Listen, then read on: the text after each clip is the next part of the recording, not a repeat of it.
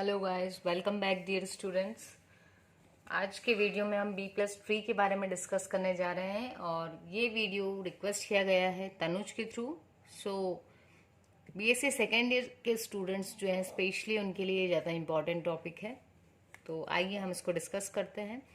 B+3 को शुरू करने से पहले मैं आपसे कहना चाहूँगी, यदि आपने B3 को नहीं पढ़ा है, B3 पर ऑलरेडी मैंने वीडियो अपलोड कर रखी है, आप उसको एक बार चेक कर लें। उसको देखने के बाद जब आप B+3 को कंटिन्यू करेंगे तो ये कंसेप्ट काफ़ी इजीली समझ में आएगा, ठीक है। और यदि चैनल को सब्सक्राइब नहीं किया है तो ये बहुत गलत बात है ना। चैनल को ज़रूर से सब्सक्राइब कीजिए, क्योंकि देखिए मैं अपने बिजी शेड्यूल में से आपके लिए टाइम निकाल रही हूँ ताकि आपको कोई प्रॉब्लम ना हो एग्ज़ाम टाइम में। तो इतना तो बनता है गाइस कि आप चैनल को सब्सक्राइब करें और दोस्तों से भी सब्सक्राइब करवाइए, क्योंकि ये सभी के लिए बेनिफिशियल है, ये चैनल आपके लिए भी और आपके फ्रेंड्स के लिए भी। चलिए तो हम शुरू करते हैं। देखिए, जो B+3 है इसमें जो हम डेटा सेव करने वाले हैं वो सिर्फ कहाँ पर होगा, लीफ नोड्स पर ही डेटा स्टोर होगा। जो भी ट्री बनता है, ट्री के जो लास्ट वाले लेवल पे नोड्स होते हैं उनको कहते हैं लीफ नोड। तो डेटा सिर्फ लास्ट वाले नोड्स में रहेगा, ठीक है। अंदर के नोड्स पर भी डेटा होगा, बट वो एज अ डेटा नहीं मानेंगे, बल्कि वो किसकी तरह काम करने वाला है, इंडेक्स की तरह या फिर कहें तो की तरह, ठीक है।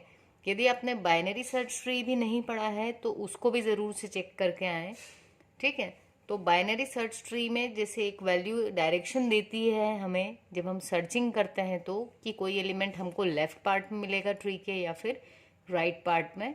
तो वही काम यहाँ पर कौन कर रहा है, इंटरनल नोड्स, ये हमको डायरेक्शन दे रहे हैं सर्चिंग के लिए, ठीक है। All leaf nodes are interconnected. अच्छा, इस केस में एक नई चीज़ है, बी ट्री में जो लीफ नोड्स होते थे वो एक दूसरे से कनेक्टेड नहीं होते थे, but in case of B+3 leaf nodes जो है वो एक दूसरे से भी कनेक्ट रहेंगे, ठीक है। अभी हम देखेंगे तो वो एक दूसरे से कनेक्ट क्यों रहेंगे, ताकि हम बहुत ही फास्टली उसको एक्सेस कर पाएँ, सारे एलिमेंट्स को एक साथ हम ट्रेवर्स कर पाएँ, ठीक है। अब हर लीफ नोड जो होगा वो सेम लेवल पर ही होगा। ऐसा नहीं है कि कोई लीफ नोड ऊपर है और किसी दूसरे वाले नोड का लीफ नोड नीचे साइड जा रहा है, ज़्यादा नीचे है, ठीक है। ऐसा नहीं होगा, सारे लीफ नोड सेम लेवल पर रहेंगे। उसके अलावा जो मैंने यहाँ बताया आपको कि इंडेक्स या फिर की का काम क्या है, डायरेक्शन देना, ताकि जो भी सर्च है वो हमको प्रॉपर एक लीफ नोड तक ले जाए।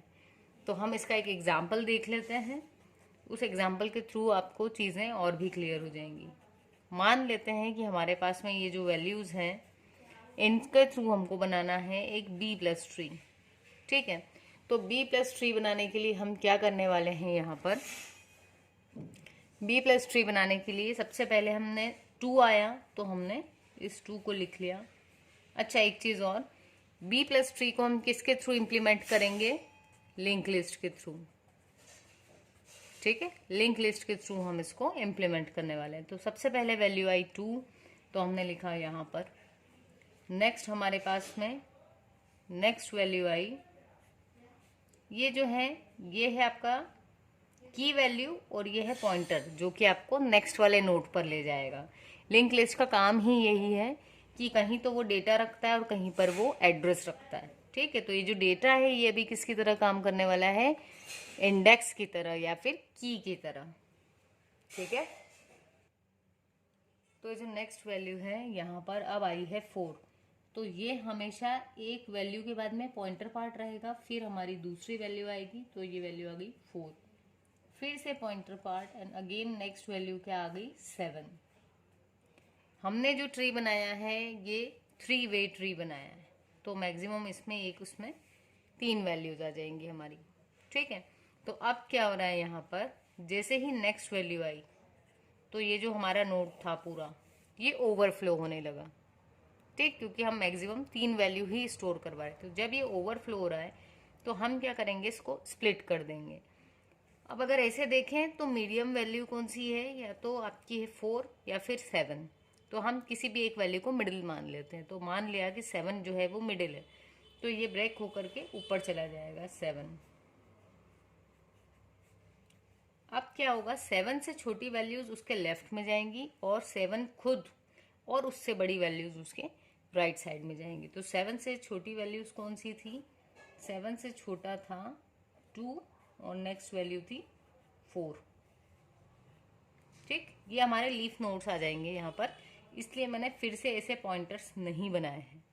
ठीक है, अब 7 से बड़ी वैल्यू, तो 7 और 7 से बड़ी वैल्यू खुद, तो यहाँ पर क्या आ गया आपका 7, और इससे जो बड़ी वैल्यू थी वो कौन थी? 10। नेक्स्ट जो इससे बड़ी वैल्यू आई वो है 17। यहाँ तक तो कोई इशू नहीं। नेक्स्ट जब हमारे पास में वैल्यू कौन आई? 21, तब हमारा ये ओवरफ्लो होने लगा। तो अगेन हमको क्या करना पड़ेगा? स्प्लिट करना पड़ेगा। तो हम इसको स्प्लिट करेंगे कहाँ से? ये दो मिडिल वैल्यू, पहले वाले में भी हमने इस वाली वैल्यू को मिडिल माना था, तो अभी भी हम इस वाली थर्ड वैल्यू को मिडिल मानेंगे। तो यहाँ से स्प्लिट होगा तो 17 ऊपर आ जाएगा। जब 17 ऊपर आएगा तब कैसा बनेगा हमारा ट्री? ये 7 तक तो ऐसा ही था, इसके बाद में आ गया हमारा 17। ठीक है, तो अब क्या हुआ? 7 से जो छोटी वैल्यूज थी वो आ गई आपकी यहाँ पर 2, 4। 7 से बड़ी और 17 से छोटी कौन सी वैल्यूज हैं? तो एक तो हो गया आपका 7 खुद, एक वैल्यू हो गई 10। ठीक, फिर जब हम इसके आगे गए तो 17 और उससे बड़ी वैल्यू सब यहाँ पर आ जाएंगी। तो 17 खुद आ गया, और 17 से बड़ी वैल्यू क्या आई हमारे पास में? 21। अच्छा, एक चीज़ और, यहाँ पर हम क्या कहते हैं कि जो वैल्यूज़, जो ये लीफ नोड है, लीफ क्यों? क्योंकि इसके बाद कोई और नोड नहीं है, इसलिए ये लीफ है। ये हो गया हमारा लेवल 0 और ये हो गया लेवल 1। तो देखो इस वाले के भी रूट नोड, लीफ नोड सब 1 पर हैं, यहाँ से भी 1 पर ही हैं, इनसे कुछ और नीचे नहीं जा रहा। ठीक है, तो सारे लीफ नोड एक ही लेवल पर हैं, प्लस आपस में इंटरकनेक्टेड हैं। आपस में इंटरकनेक्टेड होने से क्या मतलब निकला कि यदि मुझे सारी वैल्यूज प्रिंट करवानी है तो सिर्फ फर्स्ट वैल्यू तक आना है, उसके बाद सेकेंड, थर्ड, ऐसे कंटिन्यूएशन में हमको मिल जाएगा सीक्वेंशियल ऑर्डर में। ठीक, तो एक्सेस हमारा फास्ट हो जाएगा। दूसरा केस है कि यदि हम किसी वैल्यू को सर्च कर रहे हैं, मान लो हम 20 को सर्च कर रहे हैं, तो जैसे ही यहाँ जाएंगे तो पता चल जाएगा कि 7 से बड़ी वैल्यू अगर चाहिए, 7 और 7 से बड़ी बट 17 से छोटी, तो हमको यहाँ जाना है। अदरवाइज जैसे आपकी बुक होती है और उसमें पेज नंबर दिया हुआ रहता है ना, तो हम उससे चले जाते हैं। तो ये जो पॉइंटर्स हैं ये उस पेज नंबर का काम कर रहे हैं।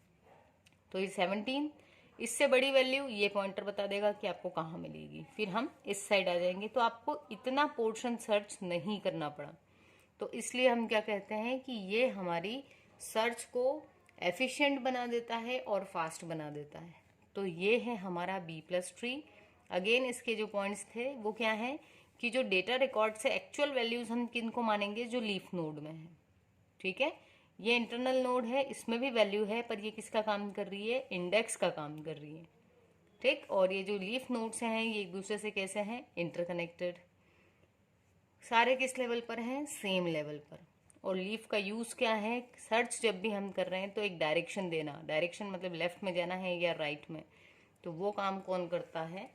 की या फिर इंडेक्स करता है। सो आई होप आपको वीडियो समझ में आई होगी। चैनल को ज़रूर सब्सक्राइब कर लो, क्योंकि आपको इस ईयर के साथ साथ नेक्स्ट ईयर में भी ये चैनल बहुत यूज़फुल रहने वाला है। तो ज़रूर सब्सक्राइब करें। Thank you guys.